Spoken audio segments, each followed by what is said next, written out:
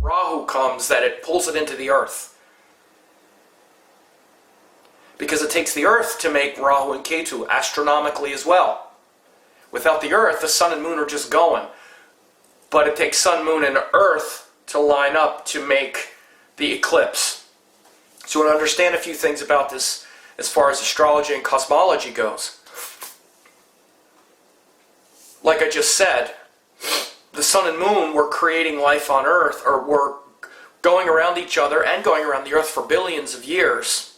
Eventually, their orbits began to produce life about 500 million years ago in what's called the Cambrian Explosion. And then,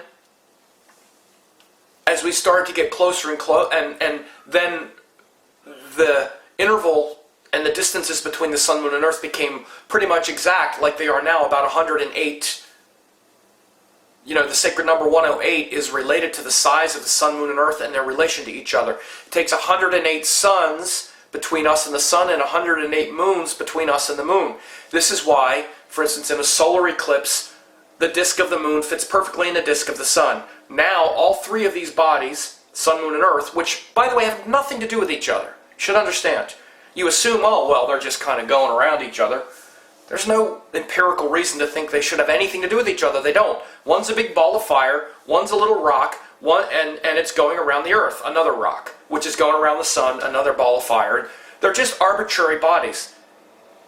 It took billions of years for all three of them in their orbits to be timed to where they are now, which is in perfect symmetry, for the most part. It's not perfect, but it's really close.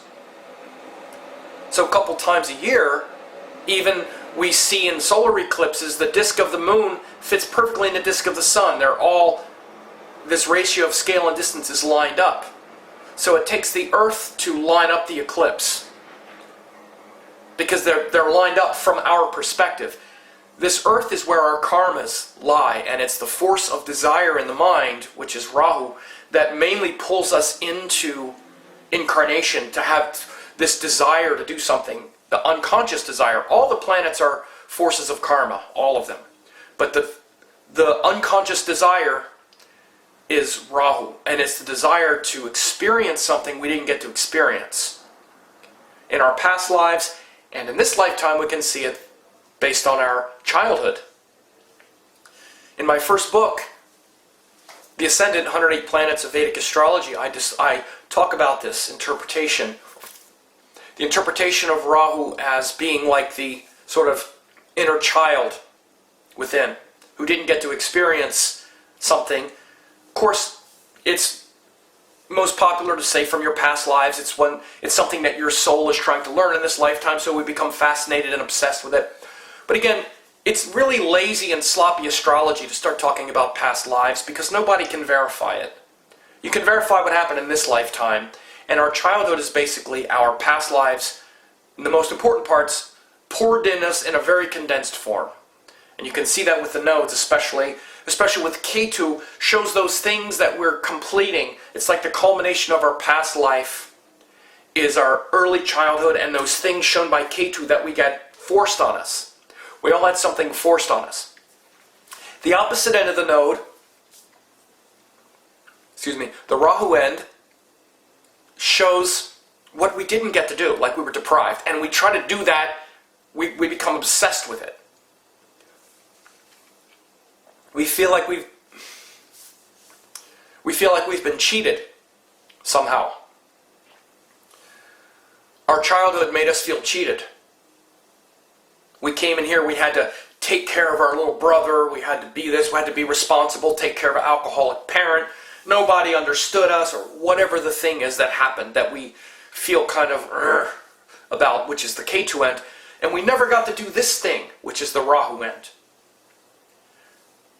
Like, for instance, having to take care of the alcoholic parent, or all this responsibility that we didn't ask for was just thrust on us, is often what you see when you have Ketu in the 10th. 10th house is responsibility. And we had all these responsibilities when we were younger. We felt all this pressure. We couldn't just relax and be a kid and do what made us feel good. Rahu in the 4th. So then we just pursue what makes us feel good. I just pursue what makes me feel good. And anytime someone tries to give me a lot of responsibility, which is K2 in the 10th, I'm like, oh, I don't know. Responsibilities, whew, you just never know. It doesn't take long before that feels like a lot of pressure, and I don't really like that.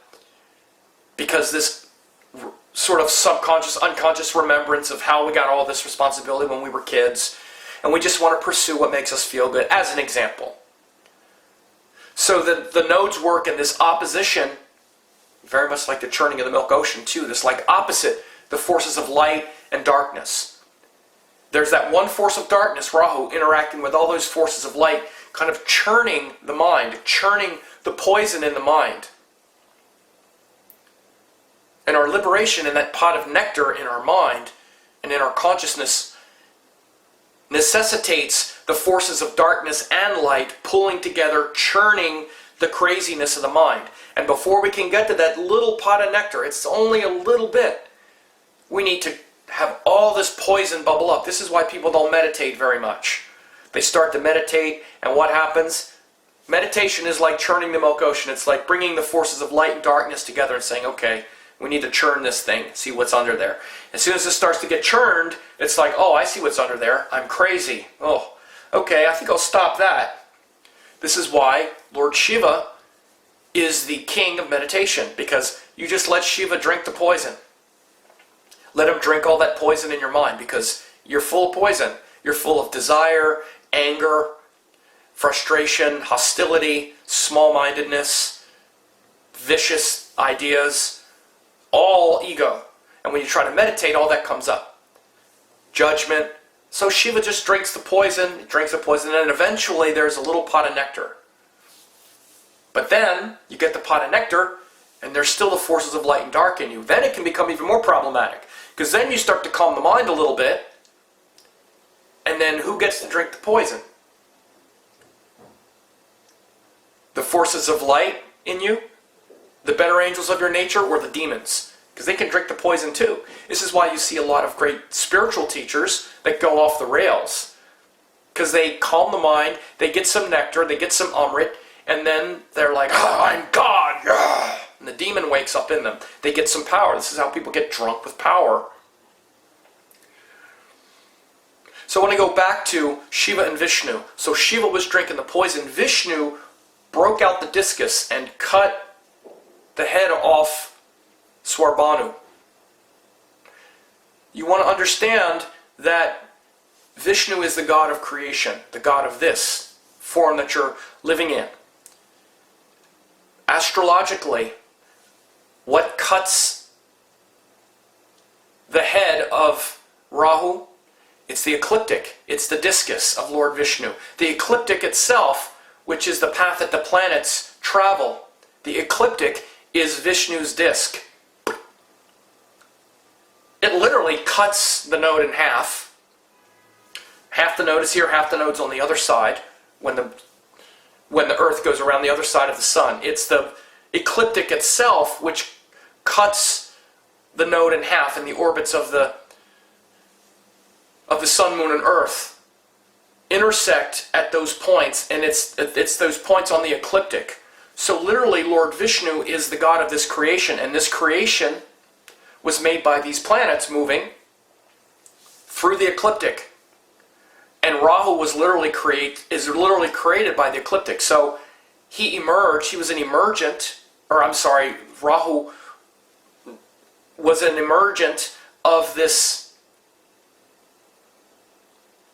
of our karma on this plane. So the way to illustrate this subconscious cosmic force and these intersecting points of sun, moon, and earth, of body, of the earth, mind, which is the moon, and spirit, which is the sun, the way to show that story or to show that energy and those points intersecting is with this story. You want to understand the stories in themselves are to support astrological, cosmological phenomena. All of them. Because astrological, cosmological phenomena is why anything is here. The stories are to illustrate that. It's kind of sad when astrologers can't explain the stories very well. They make recount the story, but they can't connect it with the mythology, the cosmology, the astrology.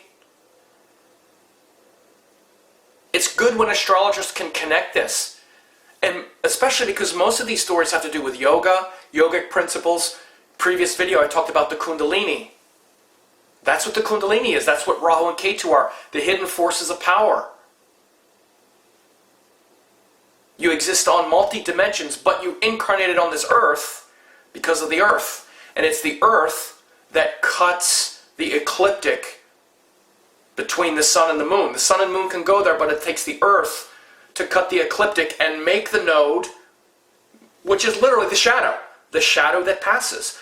One time it's the earth casting a shadow on the moon. The other time it's the moon casting a shadow from the sun, but it's onto the earth. So the earth is the one that's necessary to make the nodes. And so it's that hidden power, that hidden force that's unconscious and toxic until we drink the poison, churn the mind, and then it becomes the Kundalini. Like I said in the other video on Kundalini, my feeling is Rahu is all of this. All of this. And Ketu is all the rest. All of your subconscious, unconscious, past life, all of that is Ketu. Just look at your body. Your head is this much of your body. Your body is like that much. Or, I'm sorry, the rest of your body, just like the rest of Ketu, is all of that subconscious, unconscious, past lives. All of that ancient embedded wisdom is what is found in the Ketu part. And found once the Kundalini actually opens. Before that, it's Rahu going around gathering a lot of stuff. We have to, when we attach Rahu's head to Ketu's body, that's when the Kundalini opens. That's what I think. This isn't in text anywhere, so don't say, what text is that from? It's not. Not in a text. I have a lot of experience in yoga and tantra and all of these things, and this is just my speculations. This is how I see it. You're not going to find it in a text because it's not in a text. But the symbology is clear. Because even at the root chakra, which is where the Sushumna Nadi opens, where the Kundalini actually opens, who's the deity? It's Ketu. Oh, it's Lord Ganesha. It's actually Lord Ganesha protects that.